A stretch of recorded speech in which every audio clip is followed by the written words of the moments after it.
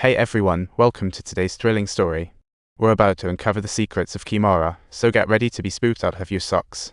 The outcome was unimaginable. All boys died by Kumara's blade.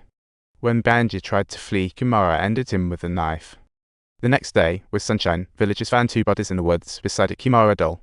This made villagers wildly suspect Kumara as the top suspect. Meanwhile, the nurse stumbled upon the horrifying scene in the mirror, definitely more bizarre than any horror movie. Even scarier, Old Sue found 4 friends' bodies in the field, heads severed, like a ruined Halloween. Villagers panicked, seeking clues everywhere. They took the doll to Old Sus, asking if Kumara was responsible. Old Sue stood firm, claiming it was impossible since Kumara was locked in the barn every night. There was no way she'd escape. Subtitles: Kumara has a birth defect and wouldn't do such a thing. Old Sue vowed to inform the chief and told everyone to go home and wait. The couple hurried to the barn for a check, as Old Sue needed to confirm Kumara was locked up each night. But surprise! She lifted the sack and found the hole.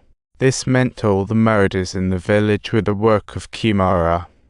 Seeing this, Arjen decided it was time to spill the beans. The killer wasn't Kumara, it was her own daughter, Sumara. She made a deal with the demon, and Sumara was the demon's child. Once she turned 10, she'd be whisked away.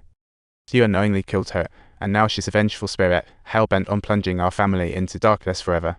Old Sue was terrified that Kumara would strike again, so he had the housekeeper shackle her, while the nurse felt immense pity for Kumara's state. Due to her status, she was helpless. Then Kumara told the nurse her 10th birthday was tomorrow. Trouble might ensue. Terrifying things would happen that night, urging the nurse to leave and never look back.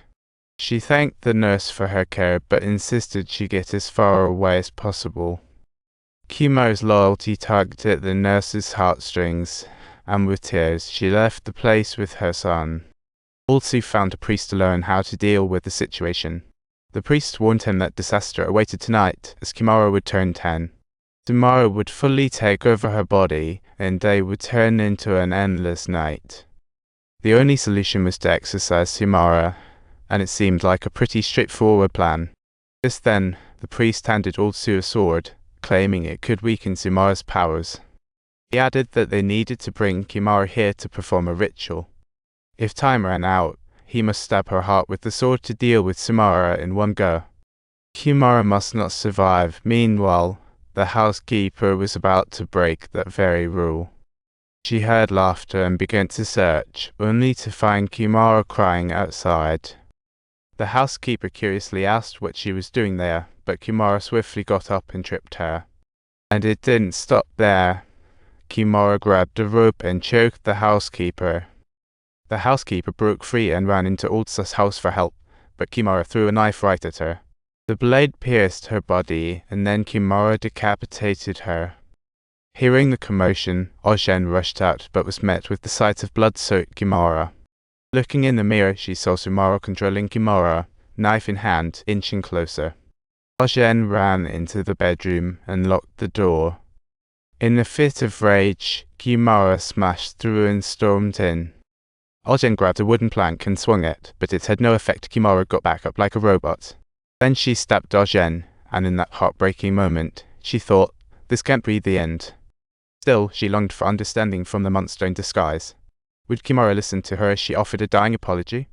Arjen mentally pleaded for forgiveness, admitting she wasn't a good mother. After hearing this, Kumara seemed to forgive her mother, but Sumara had a different agenda. Sumara drew her knife and took care of Arjen, showing no mercy. At this point, Old Sue returned home and finally noticed the severity of the situation. Sumara fully invaded Kumara's body, turning her into a little demon as she attacked Old Sue. With no opportunity for Old Sue to draw his sword, she sent him tumbling down the stairs. Injured, Old Sue struggled to awaken the villagers to share the grim news. Kumara is the killer, hurry and catch her. Old Sue yelled, rushing to search the fields only to encounter Sumara's fury. They grappled fiercely, and although Old Sue was injured, he showed no mercy to his daughter, knocking Sumara out with an oil lamp. He then grabbed the sword, ready to strike, but in a moment of hesitation, he couldn't do it. Unwilling to kill his own daughter again, he decided to pack her away, only to hear laughter coming from the sack. Aha! Sumara woke up and ambushed Old Sue, injuring his leg severely. They fought again, but Old Sue used all his strength and knocked her down. Grabbing the sword, Old Sue wasted no time and plunged it into Samara's heart. Suddenly, Samara stopped breathing. Just when everyone thought it was over, she resurrected. Samara explained to Old Sue that since taking over Kumara's body, her heart shifted to the right. So such an injury can't kill me, she smirked, and in that instant, she took out her blade and ended Old Sue's story. Then she used 2 sticks to jab into his eyes. What a brutal